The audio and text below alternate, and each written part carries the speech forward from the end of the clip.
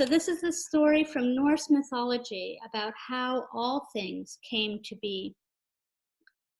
Now, in the beginning, there was nothing. It was almost an endless chasm, a huge empty space. And this huge empty space was called Gap. And if you went far enough,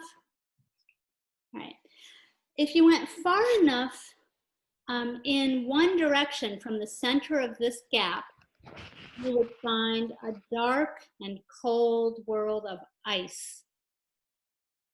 Freezing ice and nothing else except ice.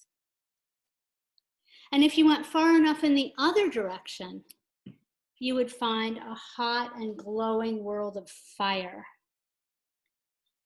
And in the dark and icy world, there was a name for this place, and it was called Niflheim. And the crackling fire world was called Muspell. And the sparks in Muspell one day were so furious and hot. They were so glowing, and the fire was burning hotter than it ever had before. And the sparks started to jump into the gap.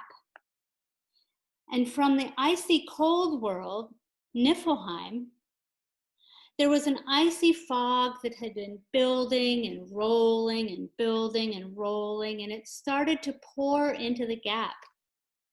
And as the Muspell sparks jumped into the gap and leapt into the icy fog, that was where fire first met ice. And the warmth that was created made life appear. And now you might be wondering what kind of life appeared in this gap for the very first time that life appeared at all, anywhere. You might be surprised at what showed up.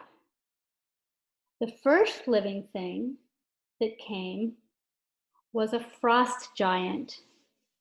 Now, this frost giant was both male and female at the same time.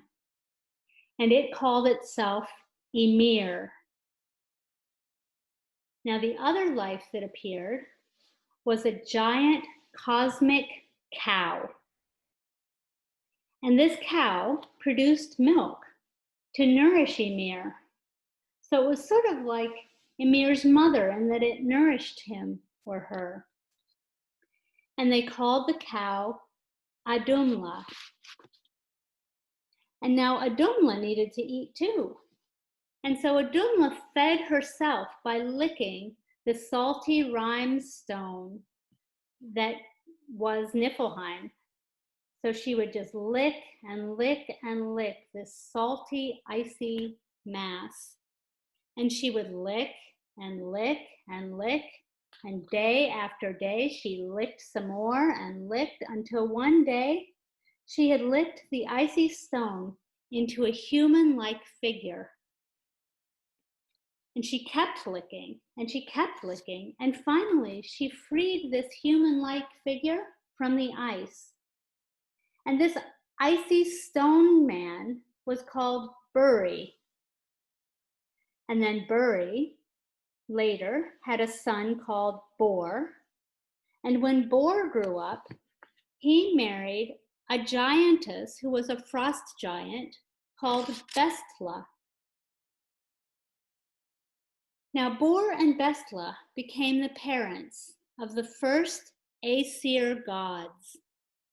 And the Aesir gods were Odin, Vili, and Ve.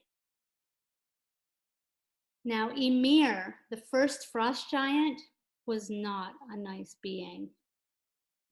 It was very cruel and angry, and it caused so much destruction and death that Odin, Vili, and Ve were not able to watch it anymore without doing something.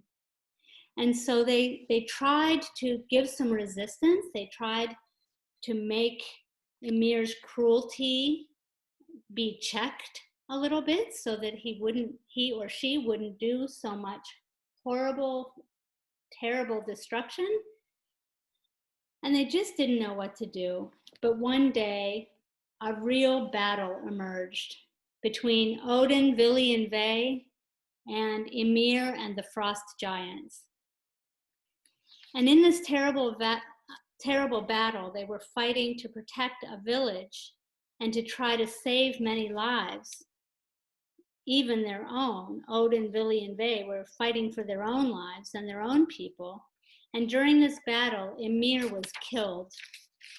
And only the two of the frost giants lived through that battle. And now they lived through the battle because they weren't actually fighting. Those two frost giants lived because they had locked themselves away in a wooden chest, which had floated far, far from where the battle was, and arrived at a mountain called Jotunheim. And Jotunheim became the home of the frost giants. Now, Ymir's body was huge. And so when Ymir's body was left for dead, completely dead, they didn't know what to do with it. So Odin and his brothers thought, and they came up with a brilliant idea, which was that they would make Ymir's body go over Ginnungagap, and they used it to create the universe. And now in Norse times, the universe was made up of 9 worlds. Ymir's body created the earth and the sea, and his immense skull was held up by 4 dwarves and created the heavens. And the gods used sparks from Muspelheim to make the sun, the moon, and stars. And you won't believe what they used to create the place where humans could live. Ymir's eyebrows. They called the human world Midgard, or Middle Earth. And that was where humans lived, Midgard. Now there was a great, huge ash tree that supported the universe. And this tree grew up through all the 9 worlds, collecting them all together. And the great tree is called Yggdrasil, or the world tree. One root goes all the way to Muspelheim, the world of fire. And another goes all the way to Niflheim, the world of ice. And another goes to the earth realm, Midgard. And the tree had 3 roots and spaces in between.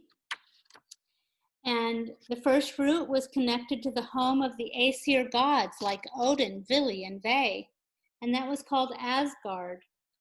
The second root also connected Vanaheim, a home of other gods called the Vanir gods, the gods of beauty.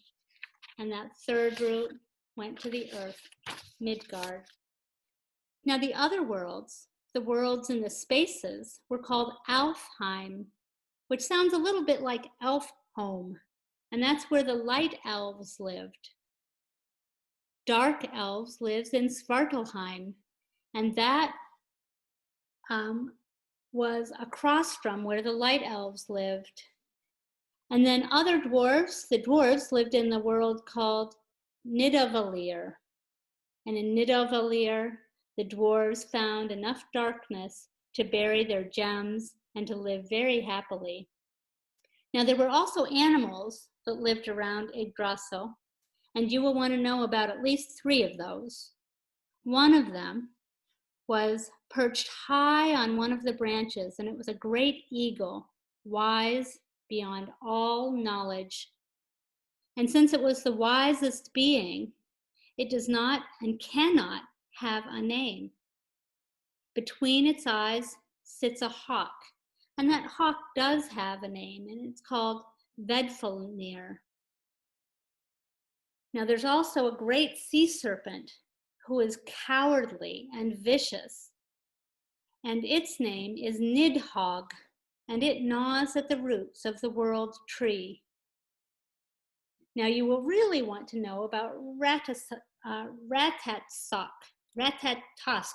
Ratatosk. And Ratatosk is a squirrel who, as squirrels do, like to gossip.